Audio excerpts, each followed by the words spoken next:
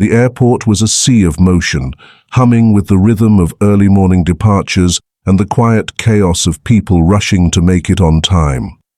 Families held onto children, tired travelers slouched into coffee shops, and the overhead speakers repeated boarding calls with a mechanical urgency that added to the tension in the air.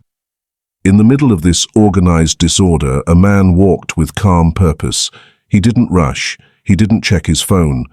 He didn't even glance at the security cameras that were quietly capturing every inch of the terminal. His posture was composed, his movements calculated. He didn't look lost, just entirely aware of where he was. He wore a deep navy suit that fit him perfectly, polished black shoes, and carried a black leather briefcase that looked like it had never seen dust. He wasn't flashy, but something about him commanded attention. Not the kind that drew people in, but the kind that made you think twice before crossing him. That man was Colonel David Marshall. He had spent over 2 decades in the service of his country, not behind a desk, but in war zones, in command centers, and more often than not, right on the ground with his men. He had earned respect the hard way. Recently promoted, with medals and honors few could match, David had just been appointed as the new head of security operations for the Eastern Airport Division, a role that gave him oversight over several major hubs, including this very one. But David didn't believe in grand entrances or red carpets. He believed in seeing the truth. That's why he chose to arrive without announcement, no escort, no press release, no briefings. Just him, walking through the terminal like any other man. He wanted to observe the staff, understand their methods, see how they responded when no one was watching. He wasn't trying to test them, he was trying to meet them at their most authentic. But fate had other plans. As he walked past Gate 22, 2 young security officers caught sight of him. They were fresh-faced, barely out of academy training, wearing stiff uniforms and clipped radios on their shoulders. Their eyes narrowed, and they exchanged a silent look. Something about David's presence didn't sit right with them. Maybe it was the lack of a visible ID badge. Maybe it was the way he carried himself, too confident, too still. Or maybe, and more likely, it was unconscious bias. They didn't know who he was. And sometimes, people fear what they don't understand. The taller of the 2 stepped forward and raised his voice sharply. "Sir, hold up!" David stopped. Not because he had to, but because he wanted to see what would happen next. His expression didn't change, though his brow creased ever so slightly. "Yes, officer," he replied calmly. The younger officer tried to puff himself up. "You're in a restricted zone. We need to see your credentials." David reached into his jacket slowly, methodically, but before handing anything over, he paused. "Before I do," he said with measured tone, "are you sure this is how you approach all situations?" That question wasn't sarcastic. It was a challenge, one layered with the weight of experience. But the officers misread it entirely. To them, it sounded like defiance. The second officer instinctively placed his hand near his holster, not aggressively but with caution, a signal that the situation could turn if it had to. "Sir, don't make this difficult," he warned. David kept his posture neutral. His training taught him how quickly things could spiral when emotions overtook protocol. He wasn't going to give them a reason, but the tension was rising. The people around them began to slow down. A woman pushing a stroller glanced over. A businessman waiting for his gate assignment stepped back to watch. One teenage boy pulled out his phone and hit record. The standoff had drawn its audience. David stood silently, still not reaching for his wallet. His instincts were alert, but not defensive. He had been in far worse scenarios. He had looked down barrels, negotiated ceasefires, disarmed bombs. This wasn't a threat. This was a misunderstanding, but it was revealing. And that's what he had come to see. The 2 officers grew more impatient. The first one took a step closer. His voice tightened. "I said we need your ID. Now." And then it happened. A woman, standing just beyond the checkpoint, gasped. She had been flipping through her phone when her eyes landed on the man they had surrounded. Her mouth dropped open. "Wait. Isn't that Colonel Marshall?" she whispered, loud enough for those nearby to hear. The ripple was immediate. Colonel Marshall, the new head of airport security, the man from the press conference, the one who had received the Medal of Valor. It spread like wildfire. Whispers turned into murmurs, murmurs into stunned silence. The two officers froze in place, the weight of realization crashing down like a wave. The taller officer blinked several times, his hand falling away from his belt. The second turned slightly pale. David finally reached into his jacket and handed them a sleek black wallet. Inside, his credentials gleamed beneath the plastic cover, embossed with the national seal and his name in bold, unmistakable print. Colonel David Marshall, Division Head, Department of Homeland Security, Transit Security Division. One of the officers took the wallet with trembling fingers, eyes locked on the ID. The silence was thick now. A crowd had formed. Not large, but enough. Enough to witness the scene unfold. Enough to see two junior officers realize they had just stopped the highest-ranking official in the terminal. David looked at them, not with anger, but with quiet authority. "I told you I wasn't here to make things difficult," he said, his voice low. "But you made it difficult anyway." The taller officer swallowed hard, suddenly aware of every mistake, every assumption, every overstep. "Sir, we didn't know," he muttered. "That's exactly the problem," David replied. The airport director came sprinting through the side gate, his face red and alarmed. He had gotten the call seconds earlier from one of the press officers. "Colonel Marshall," he exclaimed breathlessly, "we had no idea. Please accept our apologies. This isn't how we operate, I assure you." David raised a hand, silencing him. He wasn't interested in excuses. He was interested in accountability. He turned back to the two officers. "Your job is to protect people," he said. "That requires alertness, but it also requires discernment, restraint. You don't treat everyone like a threat just because you don't recognize them." The shorter officer looked like he wanted to disappear. David didn't yell. He didn't raise his voice or demand consequences. He simply stood there, letting the weight of the moment sink in. By now, the woman who had first recognized him had started recording discreetly. A few more phones were out, cameras clicking. No one said a word.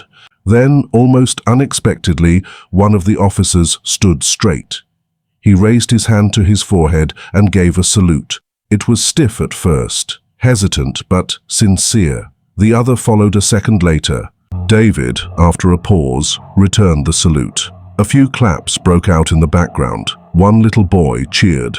The tension that had choked the air just moments ago began to dissolve. People who had feared something terrible was about to happen now stood in silent admiration of something else entirely. A lesson, a moment of humility, a confrontation that didn't end in chaos, but in clarity. David didn't stick around for applause. He simply took his ID back, nodded once more, and walked forward. The officers didn't stop him again. They didn't say another word. They just watched, heads lowered, a little wiser than they had been just moments earlier. And somewhere in that terminal, someone whispered again, "That's leadership. That's how a real leader handles pressure, not with force, but with presence. Not by shouting orders, but by embodying the weight of responsibility." And as David disappeared down the terminal corridor, his footsteps echoed with a calm finality, not because the moment was over, but because the lesson had just begun. Time no longer moved forward in a straight line. It stretched, bent, and wrapped itself around the silence that had suddenly blanketed the airport terminal. Everything had been so loud just moments ago, the overlapping voices, the shuffle of footsteps, the crackle of radios, but now all of that faded into the background. All that remained was the weight of realization crashing down in the eyes of two stunned officers. The younger one, barely out of academy, slowly lowered his hand from the side of his belt, as though it had become too heavy to hold. His posture shifted from authority to uncertainty, and his breath caught somewhere between his throat and his regret. His eyes were wide, not with fear, but with the unmistakable horror of a mistake made in full view of the world. "Sir, I didn't know," he stammered, the words trembling from his lips like they didn't belong to him anymore. They belonged to the moment, to the gravity of a lesson that had arrived uninvited. Colonel David Marshall didn't answer him right away. He didn't lash out, didn't scold, didn't reach for the power he held in his position. Instead, he looked at them, really looked, without speaking. His eyes, aged with years of leadership, discipline, and battles both visible and invisible, held no rage. Just silence, just intensity, just truth. Then, without a single word, he reached inside his coat and removed his ID card. He held it out, steady and firm, a quiet testament to who he was and what they had failed to recognize. The card gleamed beneath the terminal lights. The embossed seal, the federal insignia, the bold typeface spelling out his name and rank, Colonel David Marshall, Division Head of Homeland Security, Aviation and Transit. There was no room for doubt, no ambiguity, no chance that this was some mistake. This was the man, their superior, their leader. The two officers stared at it as if it were a mirror, one that showed not only the truth of David's identity, but the flaws in their own judgment. The senior officer opened his mouth, but his voice took a moment to find him. "Colonel, please accept our apologies," he said quietly, the words landing heavily between them. "We were just doing our job." David gave a small nod, a gesture of acknowledgement, but not approval. His expression remained unreadable, calm, controlled. "Doing your job is essential," he said, his voice low and precise, the kind of voice that didn't need to shout to be heard. "But it's how you do it that defines whether you protect or provoke." The words cut through the air like thunder. They didn't rise above the ambient noise of the airport. They settled beneath it, under the skin, under the ego, in the very core of what it meant to serve and to lead. His tone was not accusatory, it was instructive. It was the voice of a man who had been in their shoes, who understood fear and responsibility, but who also understood the power of restraint. A few steps away, a press officer who had been silently observing raised her camera and clicked the shutter at just the right moment. She captured the stillness, the gravity, the contradiction of two men in uniform standing in the shadow of the very authority they failed to recognize. She didn't need a caption. The image spoke louder than any headline. By now, more personnel had arrived. Word had traveled faster than any formal announcement could. The ripple effect of a confrontation gone sideways had drawn attention from every corner of the terminal. Among the gathering crowd was the airport director, his coat flapping as he sprinted toward the group, breathless and pale. "Colonel Marshall," he gasped, "we had no idea." David turned to face him and gently interrupted. "I know," he said plainly. That was the point. The director's mouth opened, then closed, unsure of what to say. He had prepared explanations, apologies, excuses, but all of them fell flat against David's calm certainty. David turned back to the officers again. "Your intentions weren't wrong," he said. "You were doing what you were trained to do, but your approach?" He paused, letting that question hang in the air. "It needs refining, situational awareness, respect, and above all, restraint."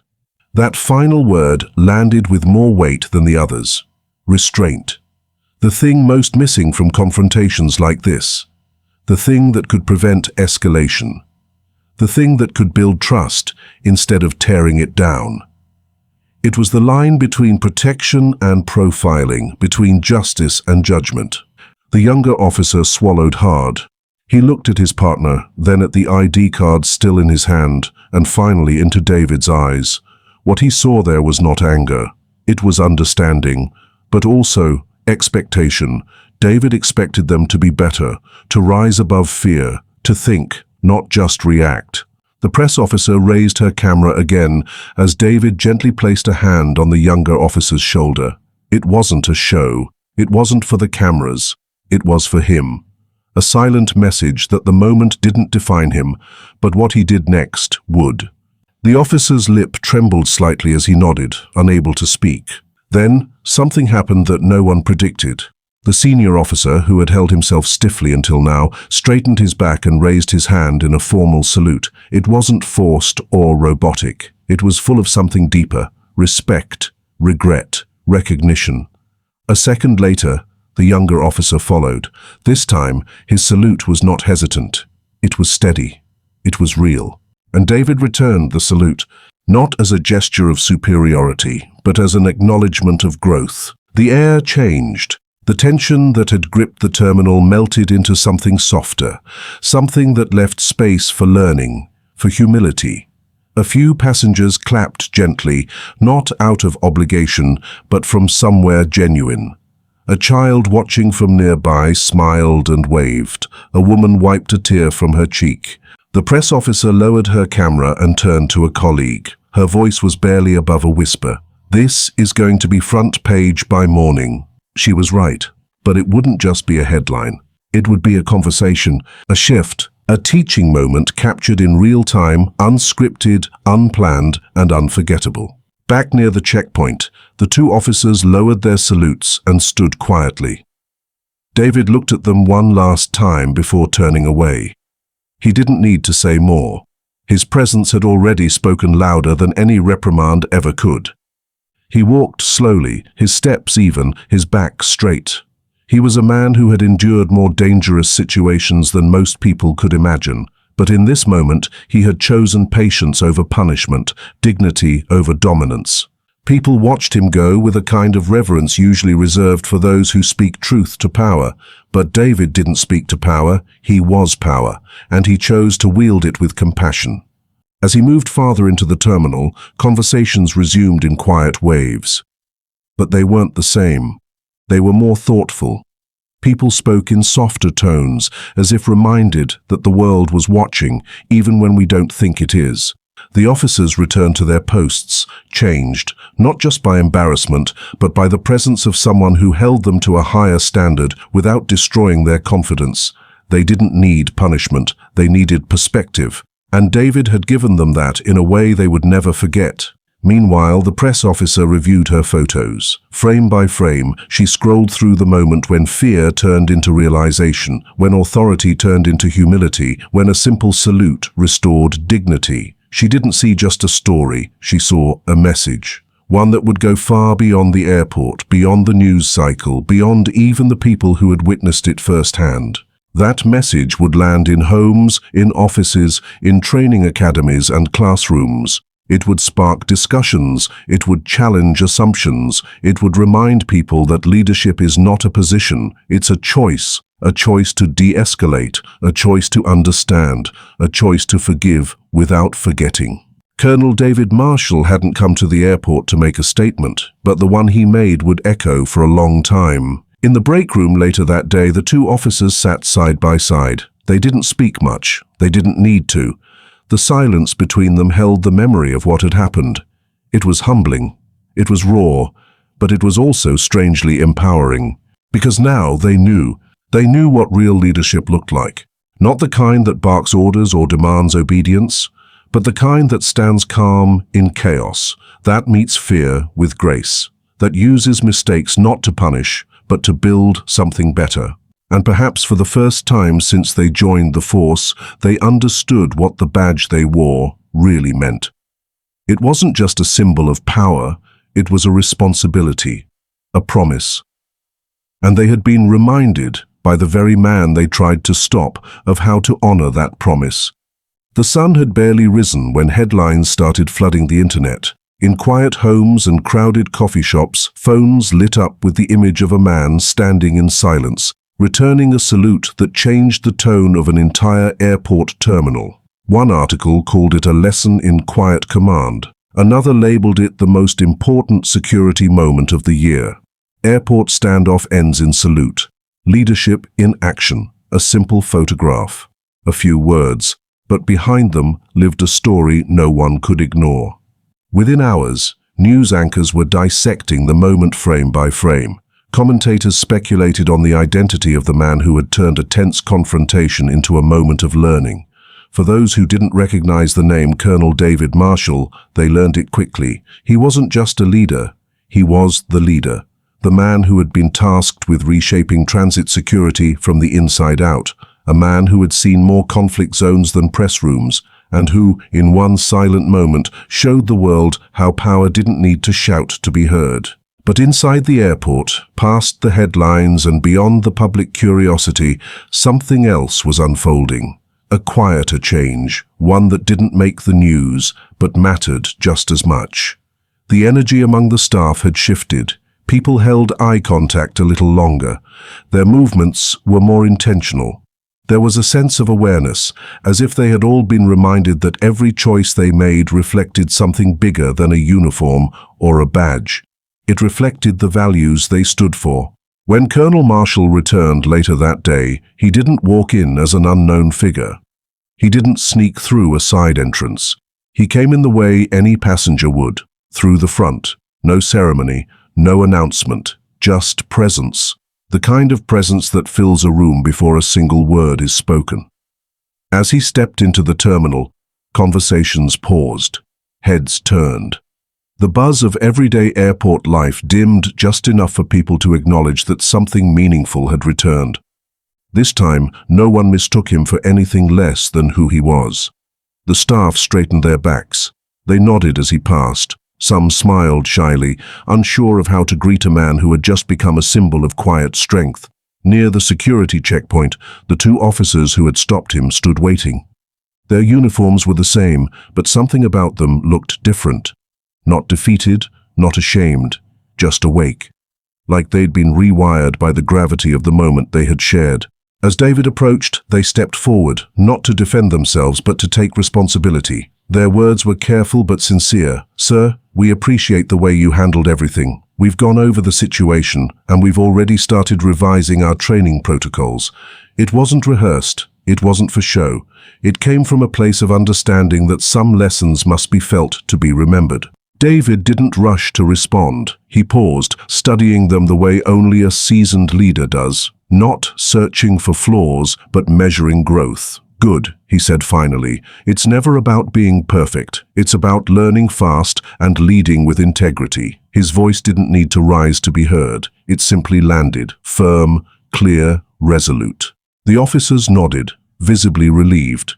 Not because they had escaped punishment, but because they had earned a moment of trust. It was a rare kind of relief, the kind that comes when someone sees your mistake, but chooses to believe in your potential instead of defining you by your failure. Later that day, David addressed the entire airport staff in the briefing hall. The room was full, every seat taken, and even those without chairs stood along the walls. The space buzzed with anticipation. Some had never seen him speak before, others had only heard stories, but all of them leaned in, waiting, not for a reprimand, but for understanding. When David began to speak, his words weren't laced with blame. They were laced with truth. He talked about humility, about the importance of awareness, about how true authority doesn't come from a badge or a title or a rank. It comes from how you treat people, especially under pressure. He didn't talk at them, he spoke to them, with them, as someone who had made hard choices, as someone who had stood in their shoes. He didn't tell them what to think. He reminded them how to feel. He shared stories from his past, moments of failure, moments of learning, moments when he too had misjudged a situation and been held accountable, not with humiliation, but with mentorship.